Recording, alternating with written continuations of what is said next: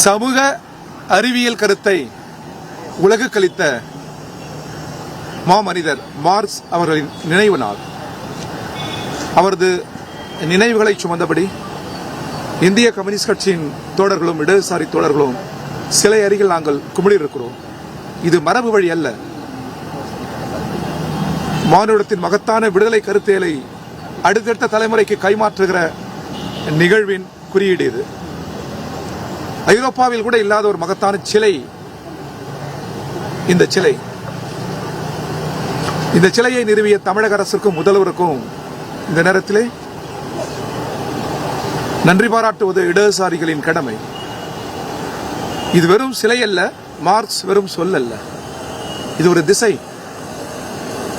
உலகை அடக்கியாள்கிற ஏகாதிபத்தியம், போர்களால், சுரண்டலால், அநீதிகளால் உலகத்தின் இயற்கை முகத்தை சிதைக்கிற ஏகாதிபத்தியத்திற்கு எதிரான கருத்தியல் மார்க்ஸ் உலகுக்கு அளித்தது.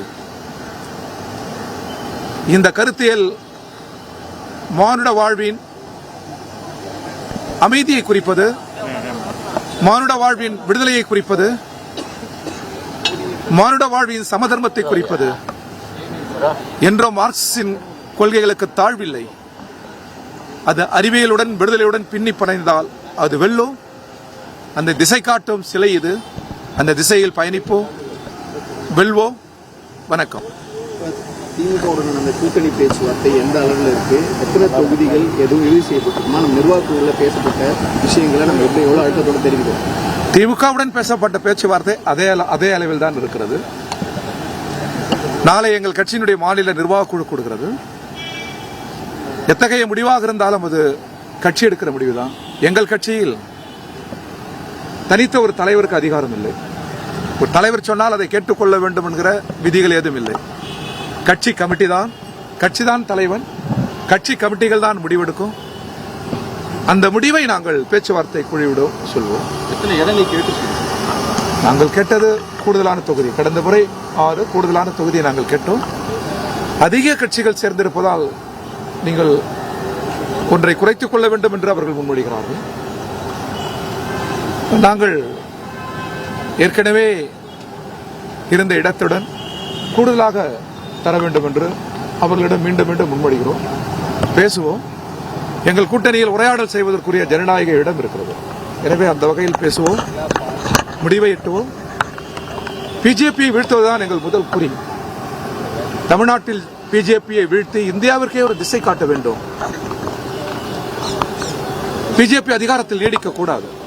இந்தியா போன்ற பல கட்சி இயங்குமுறை கொண்ட ஒரு நாட்டில், உலகில் வேற எந்த நாட்டிலும் நிலவாத கூட்டிசைவு நிலவுகிற ஒரு நாட்டில், பன்முகமும் சார்பின்மையும் நிலவுகிற நாட்டில், இவை யாவற்றுக்கும் விரோதமாக இருக்கிற, இவைகளை சிதைக்கிற பிஜேபி ஆட்சி அதிகாரத்தில் நீடிக்கக்கூடாது என்பதுதான் எங்கள் கொள்கை முடிவு. எனவே அந்த கொள்கை முடிவில் உறுதியாக நின்று திமுக தலைமையிலான கூட்டணியில் உறுதியாக நின்று பிஜேபி அங்கம் வருகிற கூட்டணியை வீழ்த்துவோம், தோற்கடிப்போம். எங்கள் கூட்டணி வெல்லும்.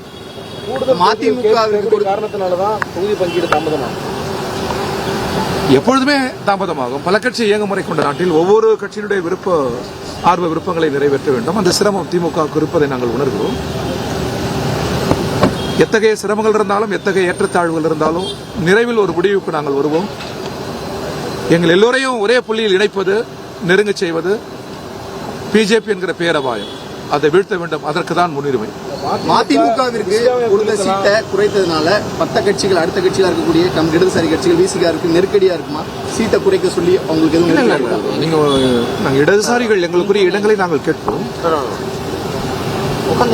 கம்யூனிஸ்டுகளின் அரசியல் வெறும் இடங்களில் இல்லை, சட்டமன்ற நாடாளுமன்ற எண்ணிக்கையில் இல்லை. அது உழைக்கும் மக்களின் உரிமை போரில் இருக்கிறது. நாட்டின் இறையாண்மையில் ஒற்றுமையை காக்கிற அந்த மகத்தான போரில் இருக்கிறது. எனவே எங்களை சட்டமன்ற நாடாளுமன்ற எண்ணிக்கை வைத்து பிற கட்சிகளுடன் ஒப்பிட்டு கேள்விகளை எழுப்புவதை தவிர்க்க வேண்டுகிறோம். எந்த கட்சியும் நாங்கள் கடந்து செல்லவில்லை, பிஜேபியை தவிர. சிறிய கட்சியோ பெரிய கட்சியோ அனைத்து கட்சியும் நாங்கள் மதிக்கிறோம், கொள்கை அளவில் எங்களுடன் உடன்பட்டால். எனவே அந்த வகையில் இடங்களை வைத்து எங்களை மதிப்பீடு செய்ய வேண்டாம் என்று உங்களை கேட்டுக்கொள்கிறோம். தேசத்தின் நலனுக்காக, உழைக்கும் மக்களின் நலனுக்காக பன்முகத்துக்காக, இறையாண்மைக்காக எங்கள் போர் தொடரும். சமரசம் இல்லாமல் எங்கள் போராட்டங்கள் தொடரும். அடுத்த கட்ட பேச்சுவார்த்தையில சுமூக எட்டப்படுமா சார்? சைனா இல்லாமா? இது ஒன்றும் பெரிய இந்திய பாகிஸ்தான் யுத்தம் அல்ல, ஈரான் அமெரிக்க யுத்தம் அல்ல. சுமூகமான இது மிக இயல்பில், மிக சாதாரணமான மிக இயல்பில் நாங்கள் அதை நிறைவேற்றிக் கொள்வோம். சட்டமன்றத்தில், நாடாளுமன்றத்தில் எங்கள் எண்ணிக்கை அதிகப்படுவது என்பது நாடாளுமன்ற ஜனநாயகத்திற்கு நல்லது என்று அமர்த்தியாச்சன் சொன்னார். அது எல்லோருமே உணர்வார்கள் என்று நாங்கள் நம்புகிறோம். முதல்வர் எப்பொழுதுமே கூட்டணி கட்சிகளுக்கு ஒரு ஜனநாயகபூர்வமான உரையாடலுக்கு இடம் அளிக்கிறார். திமுக இடம் அளிக்கிறது. சூழல் பொறுத்து, பேச்சுவார்த்தையில் அந்த சூழல் பொறுத்து, கமிட்டி எடுக்கிற முடிவை பொறுத்து. இந்த முடிவுகளை நான் எடுத்தா இப்போ சொல்லிவிடுவோம் பதில். எங்கள் கட்சியில் அவ்வாறு அதிகாரம் இல்லை, கமிட்டிக்கு தான் அதிகாரம். முதல் இடம் முடிவானவுடன், எண்ணிக்கை முடிவானவுடன் இடங்கள் குறித்து பேசுவோம். அந்த இடங்கள் குறித்து கூட மிக ஜனநாயகபூர்வமாக கட்சிக்குள் விவாதம் நடைபெற்று விருப்பு வெறுப்பு ஏதுமில்லாமல் கமிட்டி என்ன முடிவு எடுக்கிறதோ அந்த முடிவை தான் நாங்கள் முன்மொழிய முடியும். எங்கள் கட்சிக்குள் இருக்கிற உட்கட்சி ஜனநாயகம் இது. ஓகேவா?